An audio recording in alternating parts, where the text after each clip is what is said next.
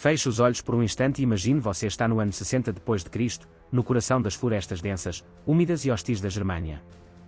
A chuva cai sem parar há 4 longos dias. Não é uma chuva forte, é uma chuva fina, gelada, insistente, que entra por todos os cantos da sua armadura de ferro, desce pelo pescoço, pelas costas, encharca completamente a túnica de lã e deixa o tecido pesado e frio grudado na sua pele. O frio é tão intenso que parece entrar dentro dos ossos. Você carrega nas costas quase 40 kg de equipamentos. A lúrica segmentada aperta o peito, a espada bate na coxa a cada passo, as ferramentas de escavação, as estacas de madeira, a panela de bronze e a manta molhada pesam como chumbo. Seus ombros queimam de dor. Sua coluna lateja. Os pés estão destruídos dentro das caligais encharcadas de lama gelada. Cada passo que você dá na trilha lamacenta produz um som úmido, sugador, exaustivo. Você sente a lama entrando entre os dedos dos pés. A fome não é simples vontade de comer. É uma dor profunda, constante, que começa no fundo do estômago, sobe pelo peito, aperta a garganta e deixa a cabeça leve, quase flutuando. Você não dorme direito há dias. O cansaço se mistura com a fome e cria uma sensação horrível de fraqueza misturada com irritação. De repente, o centurião grita ao longe, com a voz rouca cortando o barulho da chuva. Rações. Parada para ração. Você para no meio da trilha. Com as mãos dormentes, sujas de lama e tremendo de frio, você abre a bolsa de cor encharcada. Enfia a mão lá dentro e tira um pedaço escuro, extremamente duro, coberto de cristais grossos de sal branco. Parece mais uma pedra ou um tijolo do que comida.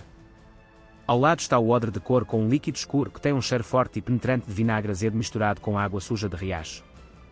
E para tentar tornar aquilo minimamente comestível, um fio fino, pegajoso e marrom escuro de molho, com um fedor tão intenso de peixe podre, salmoura velha e fermentação que você vira o rosto instintivamente, sentindo uma leve ânsia de vomito. Você olha para o pedaço de comida nas suas mãos e pensa: é isso que vai me sustentar hoje. Este é o momento real, cru, sem glória e sem romantismo da vida de um legionário romano quando ninguém, absolutamente ninguém, estava olhando.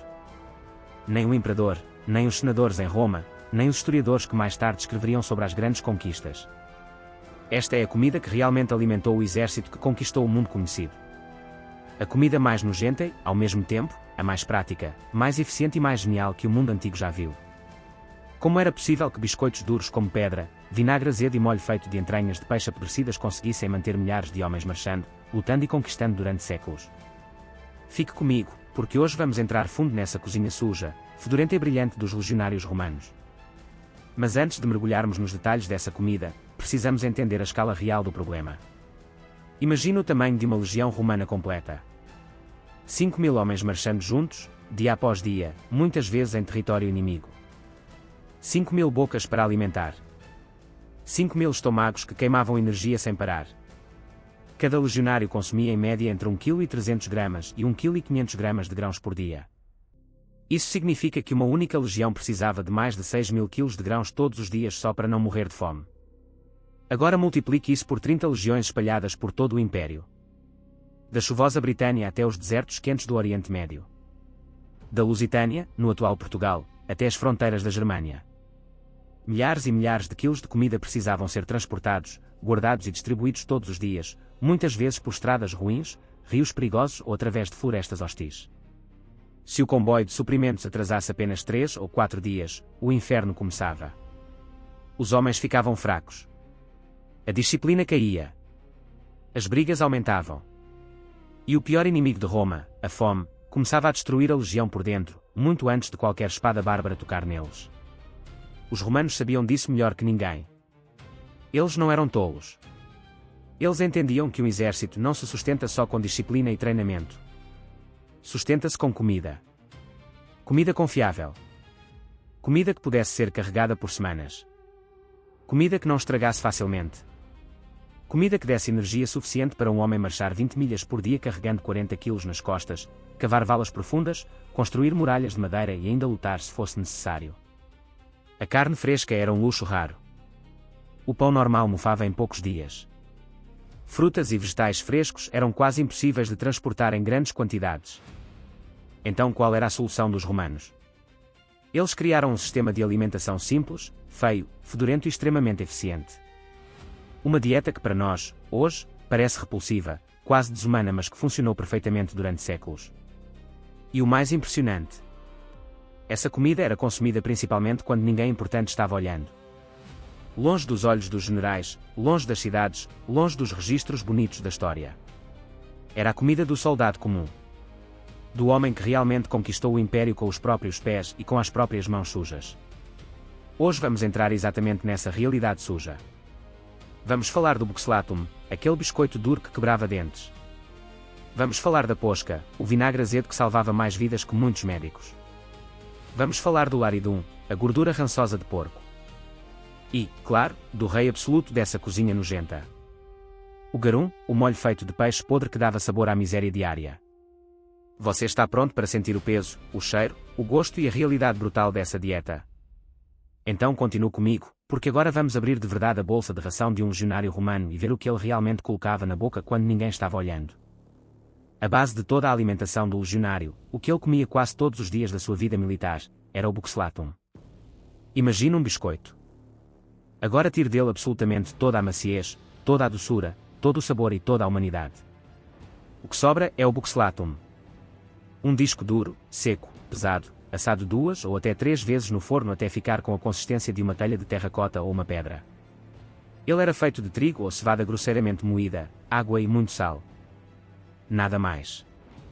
Depois de assado, esses biscoitos eram tão secos e duros que podiam ser guardados por meses, às vezes até anos, dentro da bolsa do soldado sem mofar ou estragar. Você pegava um desses discos nas mãos sujas e geladas. Ele pesava. Era áspero. As bordas eram irregulares e cortantes. Você tentava morder. O som que saía era alto, seco, quase como quebrar um tijolo pequeno. Muitos legionários tinham os dentes lascados, rachados ou completamente desgastados por causa disso. Os arqueólogos que encontram esqueletos de legionários frequentemente veem molares gastos até quase a raiz, exatamente por anos mastigando buxlatum. Para conseguir comer, você tinha 2 opções. A primeira era deixar o biscoito de molho por um bom tempo na posca, aquele vinagre azedo. Aos poucos ele amolecia, mas ficava com uma textura pastosa, grudenta e sem graça. A segunda opção, usada quando não havia tempo, era bater o biscoito com a espada ou com uma pedra até quebrá-lo em pedaços menores e depois mastigar devagar, quase como se estivesse comendo cascalho. O gosto? Quase nenhum. Farinha velha, sal grosso e uma leve amargura de cereal mal moído. Você mastigava e mastigava, sentindo os grãos duros arranhando o interior da boca, prendendo entre os dentes. Às vezes você encontrava pedacinhos de areia das mós de pedra que moíam o trigo. Era como comer areia misturada com madeira. E mesmo assim era genial. Enquanto os guerreiros bárbaros precisavam caçar todos os dias e muitas vezes dormiam com fome, o legionário romano carregava na sua sarcina comida garantida por várias semanas. Leve o suficiente para carregar, dura o suficiente para não estragar, calórica o suficiente para manter o corpo funcionando. Era o ancestral direto das rações militares modernas que os soldados usam até hoje. Mas me diga com sinceridade, você conseguiria acordar todos os dias, durante anos, sabendo que sua principal refeição seria um pedaço de pedra de farinha? Mastigar algo que machuca seus dentes. Sentir aquela textura seca e sem graça enchendo sua boca enquanto a chuva gelada cai na sua cabeça. Era essa a realidade diária de centenas de milhares de legionários. Inclusive de muitos que vinham da Lusitânia e da Espanha, homens durões, acostumados com a vida dura da Península Ibérica, mas que mesmo assim reclamavam nas cartas encontradas em Vindolanda sobre a qualidade do buxlatum. Esse era apenas o começo. A base. O combustível mínimo. Agora imagine adicionar o resto da refeição a esse biscoito de pedra. Se o buxlatum era o corpo da dieta do legionário, a posca era o seu sangue.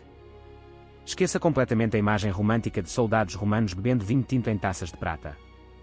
Para o legionário comum, o vinho bom era um sonho distante. O que ele bebia todos os dias era a posca. Um vinho barato, de baixa qualidade, que havia azedado completamente e se transformado em vinagre forte, diluído com água, muitas vezes água suja de riacho, poça ou dos barris dos comboios de suprimentos. O gosto era brutal. Extremamente ácido, agressivo, cortante. Quando você levava o odre aos lábios rachados e tomava o primeiro gole, sentia como se estivesse bebendo fogo azedo. A boca se contorcia toda, os dentes doíam, a garganta queimava e os olhos chegavam a lacrimejar. Era um sabor tão ruim que nenhum civil romano decente aceitaria beber aquilo. Mas os romanos não se importavam com o sabor. Eles se importavam com a função. A posca era genial por 3 razões principais. Primeiro, o vinagre matava grande parte das bactérias presentes na água contaminada. Em tempos onde não existia filtro nem tratamento de água, beber água pura de rio ou poça era convite para disenteria, febre tifoide e morte. A posca salvava vidas. Segundo, o ácido dava um choque rápido de energia e ajudava o corpo a digerir a pesada comida de grãos e gordura. Terceiro, era extremamente barata, leve de carregar e durava muito tempo. Imagine o fim de uma longa marcha. Você está exausto, suado, depois gelado pela chuva, com os lábios secos e rachados. O peso de quase 40 quilos ainda está nas suas costas. Você abre o odre, sente aquele cheiro forte e azedo subindo, e bebe.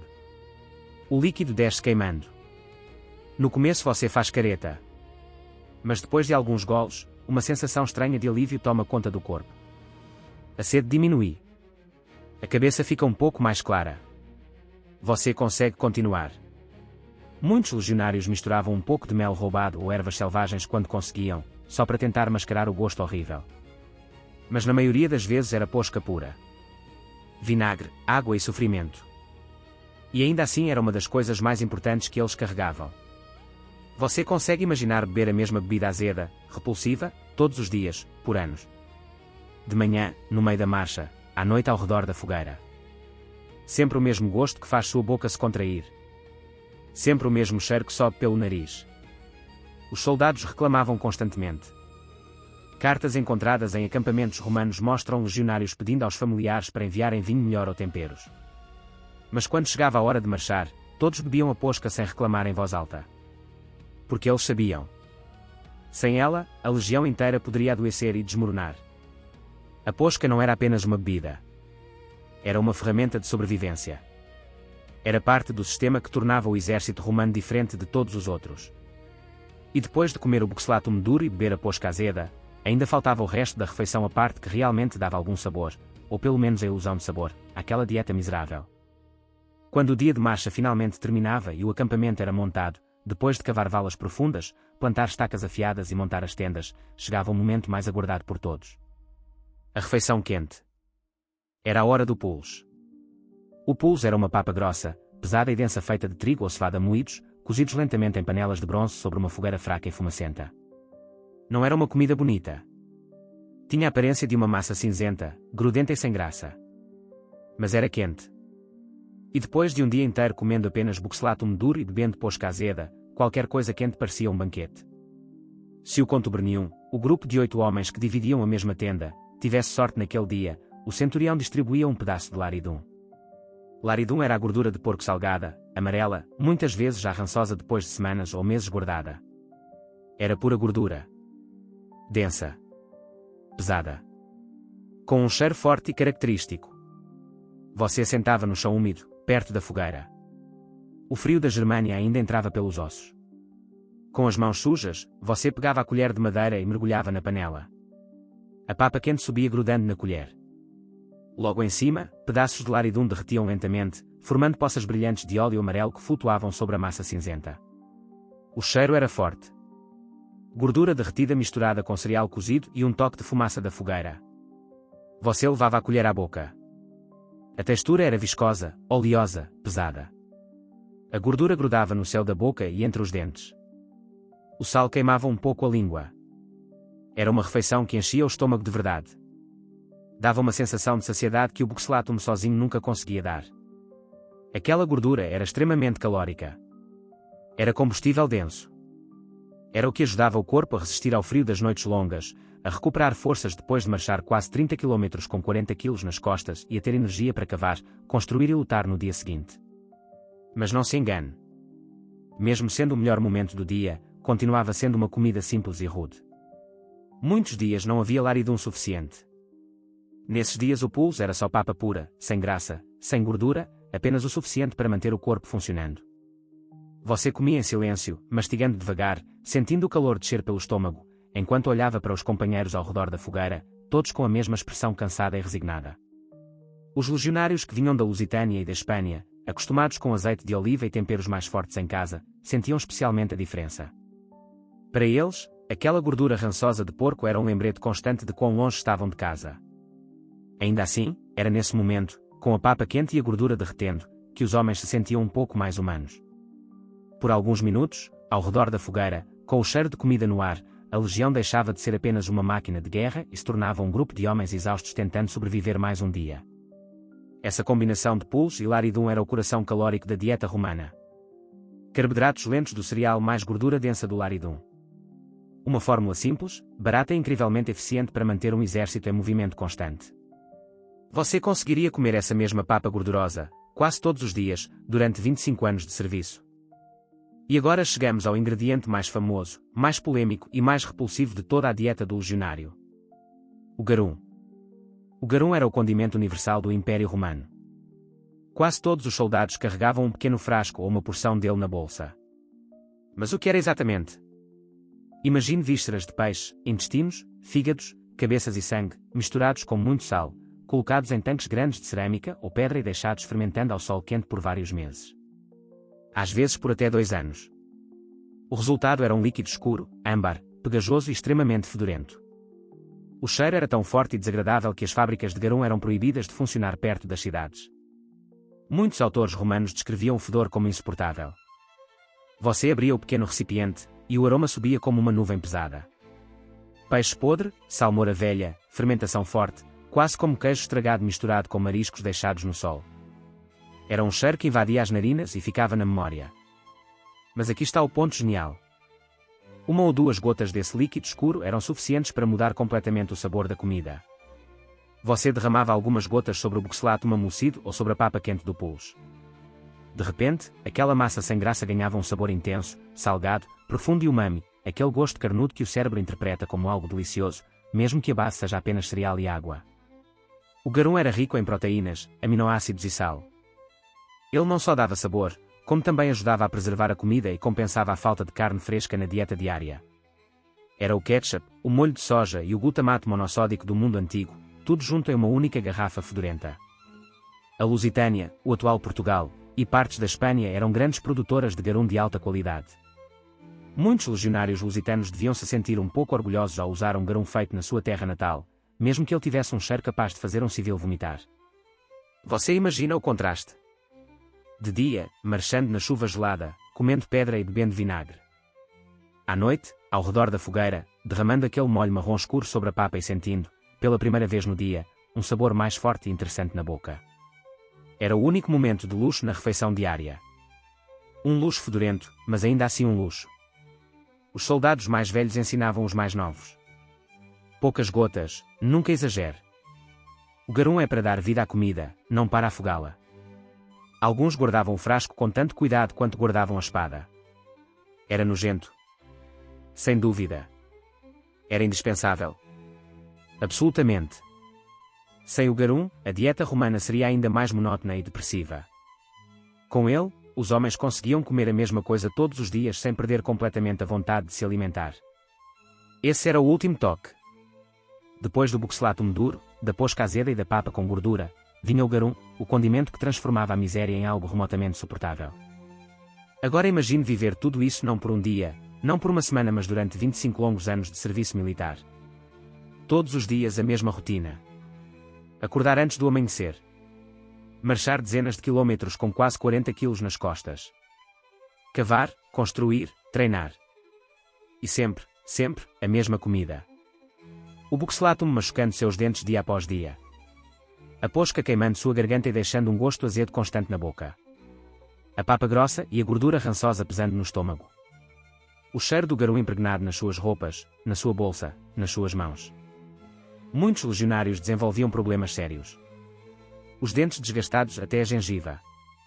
Dores constantes no estômago e intestinos por causa da dieta rica em fibras brutas e grãos mal moídos. Inflamações, diarreias frequentes e uma fadiga crónica que nunca ia embora completamente. A monotonia era tão grande que alguns soldados caíam em profunda melancolia. Os que vinham da Lusitânia e da Espanha sentiam isso ainda mais forte. Em suas terras havia azeite de oliva, peixes frescos, ervas aromáticas e pão mais macio. Aqui, no frio da Germânia ou nas fronteiras da Britânia, só havia pedra, vinagre e gordura velha. Nas cartas encontradas em Vindolanda, na Britânia, os soldados escreviam frases como: "Por favor, mandem mais comida de 100 grãos, aqui estão cheios de areia. Envie temperos, porque o que nos dão mal dá para engolir." E mesmo assim eles continuavam. Porque reclamar alto demais podia trazer punição. Porque era o preço para ser um legionário romano. Steaks. O que acontecia quando a comida acabava ou era ruim quando os suprimentos atrasavam ou eram saqueados, a situação ficava dramática. Primeiro comiam os cavalos e mulas de carga. Depois passavam para ratos, cobras, pássaros e qualquer coisa que conseguissem caçar. Em casos extremos, ferviam pedaços de couro das tendas e das botas para extrair colágeno e enganar a fome. O centurião tinha ordens claras. A disciplina não podia cair. Quem fosse pego roubando comida de outro soldado era chicoteado publicamente. Em casos graves, podia ser executado. A punição mais humilhante era trocar o trigo pelo cevada. A cevada era considerada comida de cavalos e escravos. Quando uma unidade inteira recebia cevada em vez de trigo, era uma vergonha pública. Os homens baixavam a cabeça, comiam em silêncio e sentiam o gosto amargo da humilhação junto com a comida. A fome já matou mais legiões romanas do que muitos generais inimigos. Os comandantes sabiam disso. Por isso o sistema de comida era tão rígido, tão feio e tão eficiente.